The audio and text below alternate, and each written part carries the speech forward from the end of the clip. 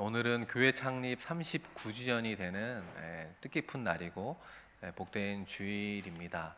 또 39년을 뒤돌아 볼 때 우리 모두가 고백할 수 있는 건 하나님이 하셨구나, 또 하나님의 은혜구나 라고 하는 고백입니다. 그리고 앞으로 또 주님 오실 때까지 또 싱가포르 한인교회에 맡겨주신 많은 사명들이 있습니다. 그죠? 그 많은 사명들 가운데 특별히 영혼을 살리는 선교의 사명을 감당하며 나아가는 하나님의 축복받는 우리 싱가포르 한인교회가 될 수 있도록, 그리고 그 가운데 쓰임받는 우리 모두가 되기를 주님의 이름으로 축복합니다. 이 하나님이 우리를 그 사명의 자리로 이제 불러주실 때 우리는 그것을 이제 소명이라고 이야기합니다. 그리고 그 소명을 받은 사람의 흐름은 일반적으로 이렇다라고 이야기를 할 수 있습니다. 예를 들어 어떤 분이 목회자의 소명을 발견했습니다.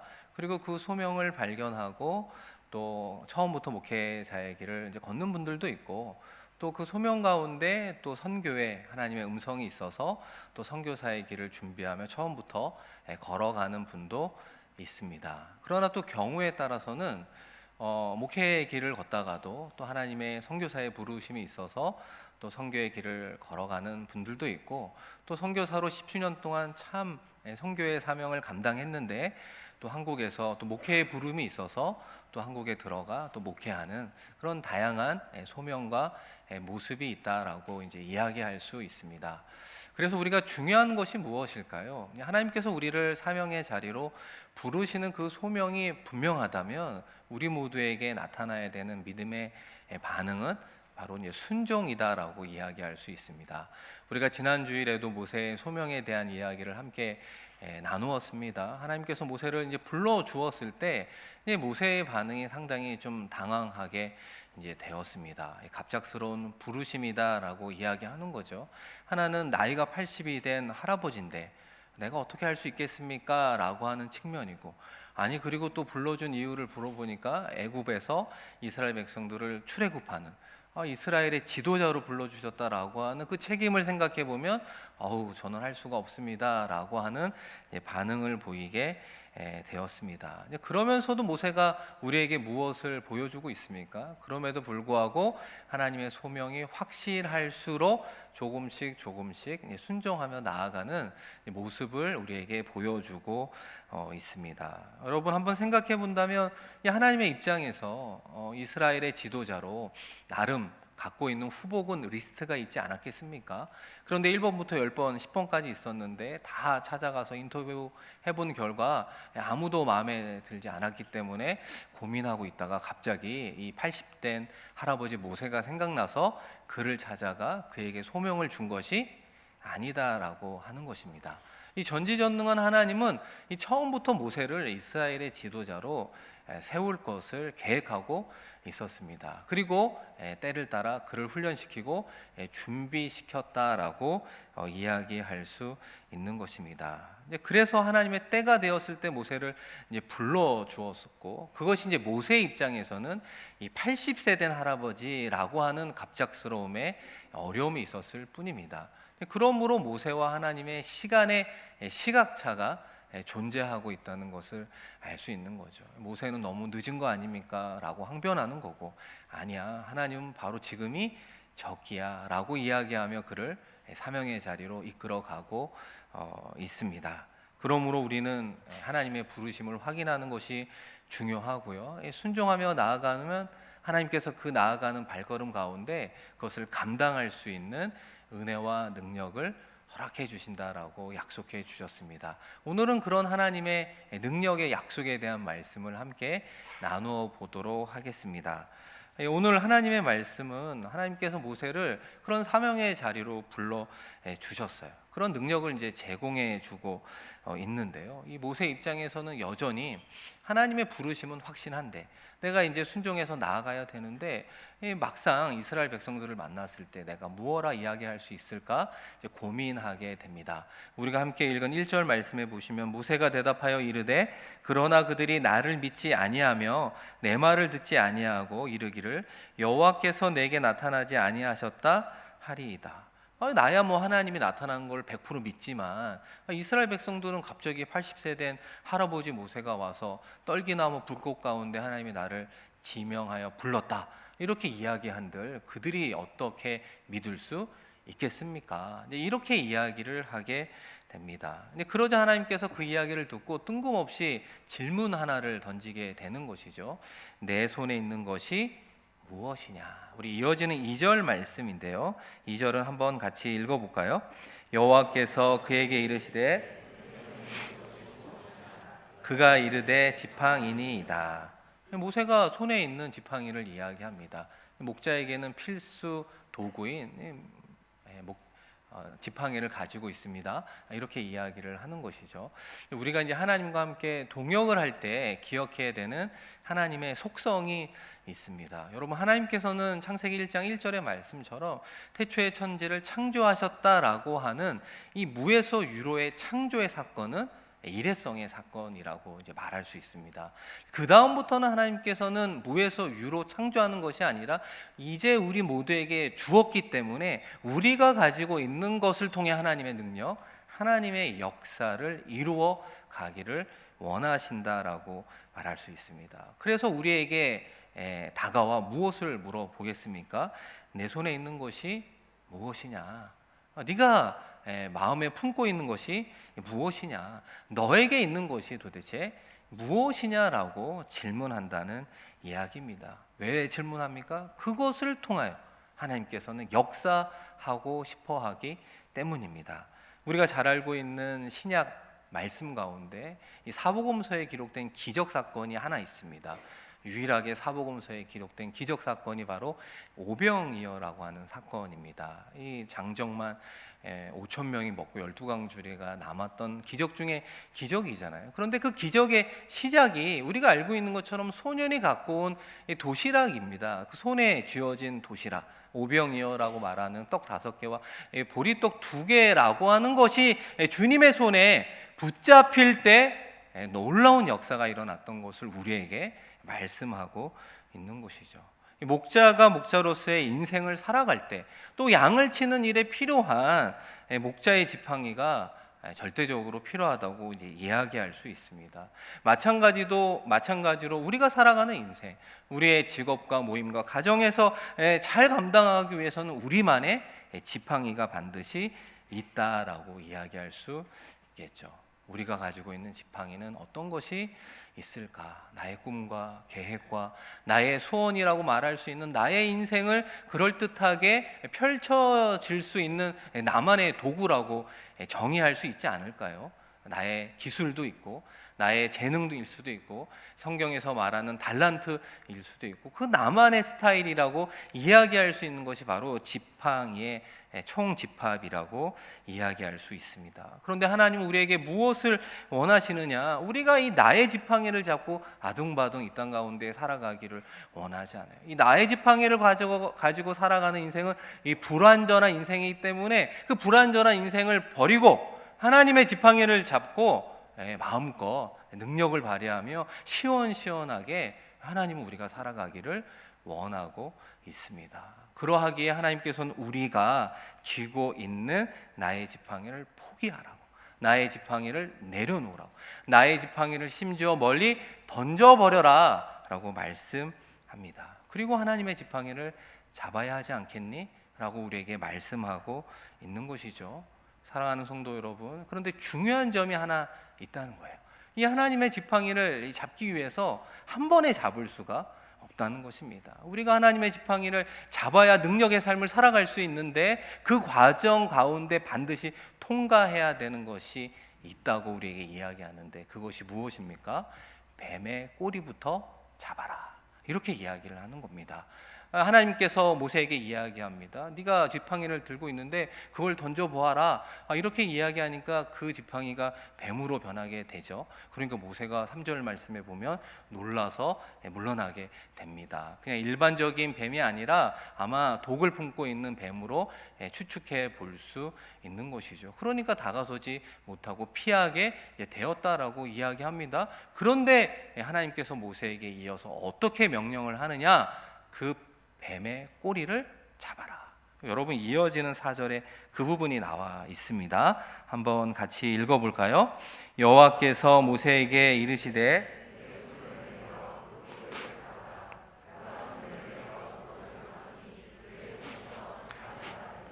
아멘. 여러분 뱀 좋아하시나요? 뱀 사랑하시나요? 너무나 사랑해서 여러분의 집에 애완동물로 키우고 계시나요? 제가 2년 동안 신방하면서 그런 분은 아직 한 번도 뵌 적은 없습니다.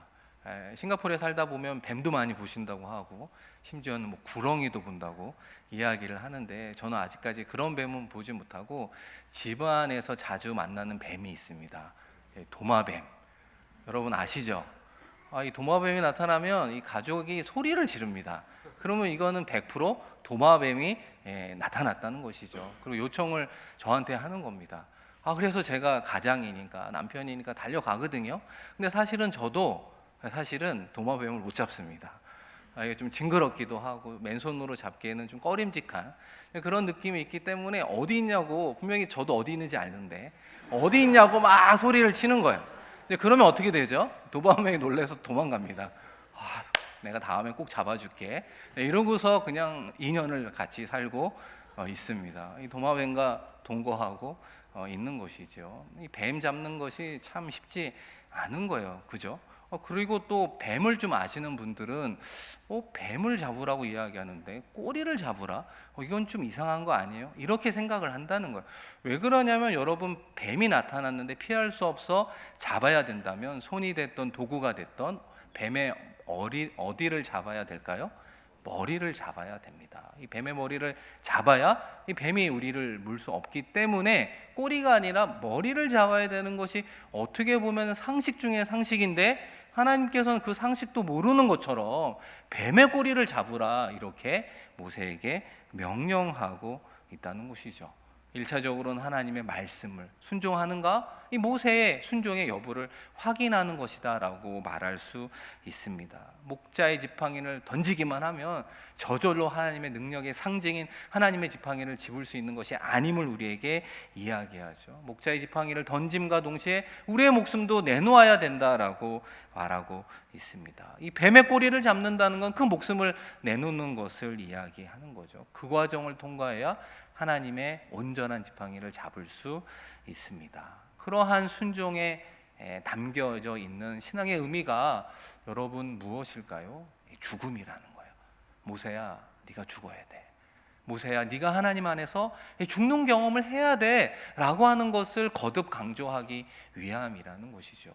사랑하는 성도 여러분, 하나님 안에서의 죽음이라는 게 무엇을 뜻할까요? 하나님 안에서 두 손 드는 겁니다. 백기를 들고 기브업이라고 하는 나의 것을 다 온전히 내려놓는 거, 단순히 반 정도만 내려놓는 것이 아니라 밑바닥까지 정말 내려놓는 체험이 하나님 안에서의 죽음이라고 이야기할 수 있습니다. 여러분 이것이 왜 중요할까요?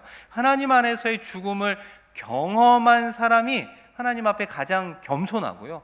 하나님 앞에 가장 겸손한 사람이 가장 강한 사람이 될 수 있기 때문에 그렇습니다. 하나님 안에서의 죽음을 경험할 때 비로소 하나님께서 붙잡고 쓰시기에 가장 편한 사람, 가장 편한 도구가 될 수 있기 때문에 그렇다는 것이죠.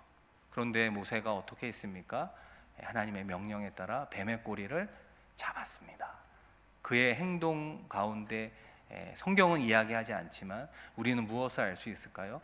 모세가 영적인 죽음을 경험했구나, 영적인 죽음의 훈련을 통과했구나라고 알 수 있습니다. 이 성경은 그 부분을 구체적으로 설명하지는 않지만 이 모세가 걸어왔던 인생의 여정 가운데 우리는 나름 유추할 수 있지 않습니까? 이 대표적으로 이 두 가지의 사건이라고 이야기할 수 있겠죠. 이집트 왕자로 40년을 살았습니다. 그런데 어느 날 나아가 보니 히브리 동족과 이집트 사람이 싸우는 것을 보게 되었고, 이 히브리 동족의 입장에서 이집트 사람을 쳤는데 죽게 된 거예요. 그리고 나서 그 다음날 또 나아가 보니까 그 히브리 동족끼리 또 싸우는 걸 보면서 왜 동족끼리 싸우냐고 이야기를 하니까 그 히브리 동족이 어제처럼 우리를 쳐서 죽이려고 하느냐, 이 이야기를 듣고 겁을 느낀 나머지 미디안 광야로 도망치게 되는 것이죠. 그 실패의 경험에는 많은 의미가 들어가 있지 않겠습니까? 그죠? 나의 혈기로 해결할 수 있는 것이 아니구나. 나의 지식으로 감당할 수 있는 것이 아니구나. 나의 방식이 통하는 것이 아니구나. 심지어는 이집트의 왕자라고 말할 수 있는 권세 중에 권세를 갖고 있었지만 그 권세로도 그 뜻을 이룰 수 없구나 라고 하는 실패의 경험으로 미디안 광야로 도망치게 되었습니다. 그리고 두 번째 40년간 생활했던 미디안 광야는 바로 그 죽음을 경험하는 그 훈련의 장소가 되었습니다. 이 광야의 삶이 얼마나 무료합니까? 단순하고 또 목자로 살아가지만 그 양떼를 치는데 뭐 그런 고급스러운 지적인 능력이 필요하겠습니까? 이집트의 학문을 익혔지만 시간이 지날수록 그것은 다 잊혀져 가는 옛 유산이 되어버리고 말았습니다. 나이가 들다 보니 힘도 빠지기 시작을 했습니다. 그리고 마지막에 그가 무엇을 잃어버렸을까요? 모세도 가지고 있었던 청춘의 청혼이 있었을 거 아니에요. 꿈도 잃어버리고, 그죠? 희망도 잃어버리게 되어 그의 마음속에 절망이 엄습해 왔을 겁니다. 우리가 잘 알고 있는 실존 철학자 키에르케고르가 이 절망이라고 하는 건 죽음에 이르는 병이라고 이야기하지 않았습니까? 그러니까 모세는 사실은 이 하나님의 훈련의 그 과정 속에 죽음을 통과한 사람이었다라고 이야기할 수 있는 것입니다. 우리가 오랜 인생을 살아간 분들을 만나서 신방하다 보면 공통적으로 이런 표현을 할 때가 있어요. 목사님, 제가요 산전수전을 다 겪었습니다. 그리고 그 다음에 뭘 겪어야 되죠? 공중전까지 다 겪은 사람입니다. 이렇게 정말 진솔하게 말하는 분들의 공통점이 하나 있는데 그게 겸손함이라는 거예요. 왜 겸손한 사람이 되었을까요? 그 모든 고생과 역경 가운데 자기의 것을 내려놓고 자신의 연약함을 하나님께 드릴 수 있는 사람이라는 것을 발견하게 된다는 것입니다. 사랑하는 성도 여러분, 지금 여러분이 겪고 있는 고난이 있을 수 있잖아요. 그죠? 어려움이 있을 수 있잖아요. 그리고 또 어떤 분은 외로움을 느낄 수도 있잖아요. 이 물질의 풍요로움 속에 아이들을 잘 교육시킬 수 있는 그 어떤 나라보다도 더 좋은 싱가포르에서 생활하고 있는데 왜 우리 가운데에는 말 못할 고난과 어려움과 외로움을 하나님께서는 허락해 주셨을까? 그 이유를 다 설명할 수 없지만 오늘 말씀의 흐름 가운데 이야기 드릴 수 있는 건 그 모든 어려움을 통해 우리로 하여금 이 영적인 죽음을 통과해 가기를 원하는 것이죠. 그리고 나서 우리가 이런 고백을 하기를 원하십니다. 사도 바울이 고백한 우리 갈라디아서 2장 20절의 말씀인데요. 우리 한번 같이 읽어보겠습니다. 내가 그리스도와 함께 십자가에 못 박혔나니 그런즉 이제는 내가 사는 것이 아니요 오직 내 안에 그리스도께서 사시는 것이라. 이제 내가 육체 가운데 사는 것은 나를 사랑하사 나를 위하여 자기 자신을 버리신 하나님의 아들을 믿는 믿음 안에서 사는 것이라. 아멘. 사도 바울이 자신의 죽음을 고백합니다. 사도 바울의 이 십자가에 못 박았다라고 하는 것은 무엇을 못 박았을까요? 그죠? 자신의 욕심과 자신의 정욕을 못 박았다라고 이야기합니다. 사도 바울의 인생을 이루어가는데 필요한 사도 바울의 능력과 재능과 자신만의 스타일이 있겠죠. 그러나 그것이 가만두면 하나님의 나라를 이루어가는 것이 아니라 자신의 삶을 위해서만 사용될 수밖에 없는 그 욕심과 정욕을, 그리고 그 근원이 되는 죄를 십자가에 못 박았다라고 고백하였던 것입니다. 우리도 그런 고백으로 가는 삶을 하나님께서 원하는 것이죠. 그리고 나서 그 모든 삶을 새롭게 시작할 수 있는 예수 그리스도를 믿는 믿음 안에서 우리의 삶이 시작됩니다라고 고백하는 것입니다. 모세의 상황으로 표현해 본다면 이 모세의 지팡이를 목자의 지팡이를 버리고 이 뱀의 꼬리를 잡는 영적인 죽음의 경험을 사도 바울이 십자가를 통해서 감당하고 있는 것이죠. 그런 십자가를 통과한 사람이 믿음으로 하나님의 능력의 지팡이를 잡을 수 있습니다. 모세가 그 과정을 통해 뱀의 꼬리를 잡았습니다. 그리고 나서 성경은 그가 하나님의 지팡이를 손에 잡았다라고 표현해 주고 있습니다. 우리 출애굽기 4장 20절에 나오는데요. 우리 마지막으로 한번 같이 읽어보겠습니다. 모세가 그의 아내와 아들들을 나귀에 태우고 애굽으로 돌아가는데 모세가 하나님의 지팡이를 손에 잡았더라. 아멘. 이 모세가 하나님의 지팡이를 손에 잡았다. 우리가 어떻게 생각해 보면 하나님께서 자신의 지팡이를 만들어 준 것 같잖아요. 그래서 그거를 잡았다 이렇게 표현한 것처럼 보이지만 그가 잡은 이 지팡이는 40년 동안 목자로 썼던 그 지팡이랑 똑같은 거예요. 똑같은 지팡이였는데 이 출애굽기 4장 20절에는 하나님의 지팡이를 손에 잡았다라고 표현해 주고 있는 것입니다. 여러분, 이것이 어떤 차이가 있습니까? 이 성경의 지팡이의 소유권이요, 하나님께로 넘어갔다라고 하는 것을 이야기해요.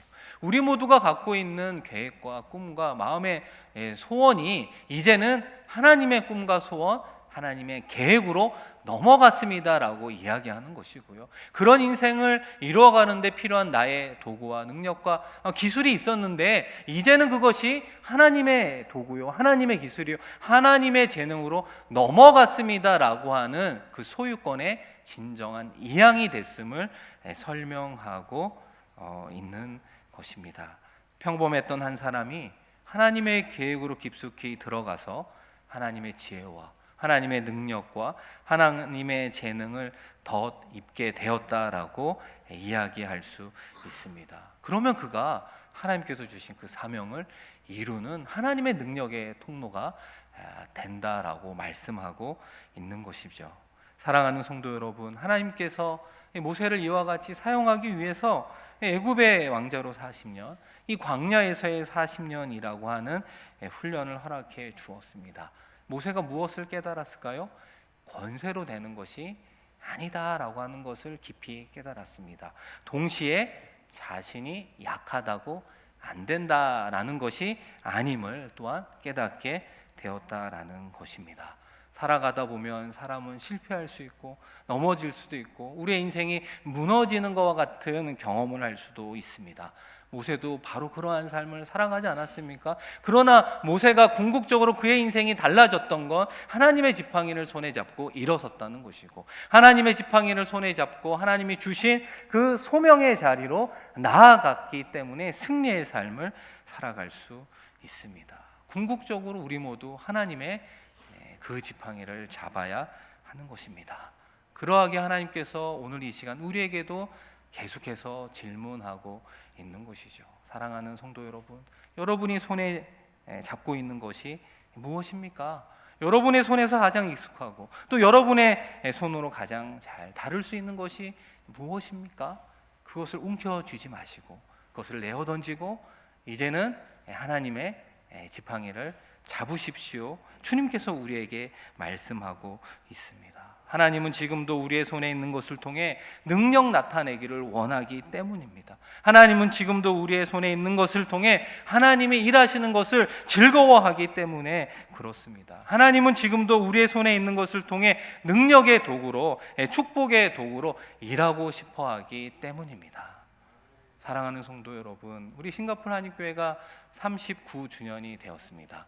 역사적으로 보면 싱가포르에 생긴 한인교회 중에 가장 오래된 교회입니다. 교세도 가장 큰 교회입니다. 그리고 이렇게 성전을 가지고 있는 유일한 교회라고 말할 수 있겠죠. 이 모세의 측면으로 이야기해 보면 그 권세 중에 권세가 있는 것처럼 보이는 그 모습으로 나아간다면 우리 교회는 실패할 것이 뻔하다라고 하는 것을 우리에게 이야기하고 있는 것이죠. 그리고 또 교회에서 선교의 귀한 역할들을 감당할 때마다, 큰 일을 할 때마다 목사님, 저희 교회는 60% 이상이 주재원으로 매주일 새로운 사람들이 오는 교회입니다.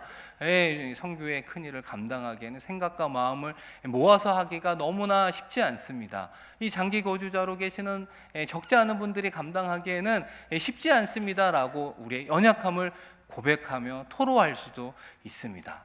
그러나 모세가 또 우리에게 무엇을 이야기합니까? 약하다고 안 되는 것이 아님을 우리에게 이야기하는 것입니다.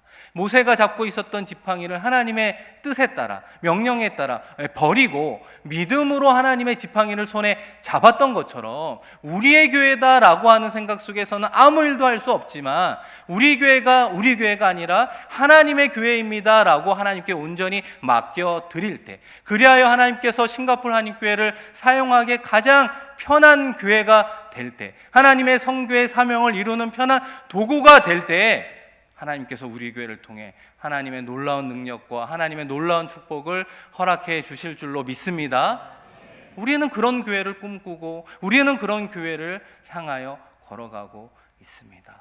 걸어가기 위해 하나님의 뜻이 분명하다면, 하나님의 소명이 확실하다면, 하나님의 사명이 정말 확실하다면 우리 모두가 순종할 때, 그 순종하는 성도들의 수가 많아질 때 우리의 교회가 아니라 하나님의 교회가 되는 것이고, 여러분의 가정이 아니라 하나님의 가정이 되는 것이고, 여러분의 일터가 아니라 하나님의 일터가 되어 하나님의 능력의 통로, 하나님의 축복의 통로로 우리 한 사람 한 사람과 속한 여러분의 가정과 일터와 특별히 싱가포르 한인교회를 사용하여 주실 줄로 믿습니다.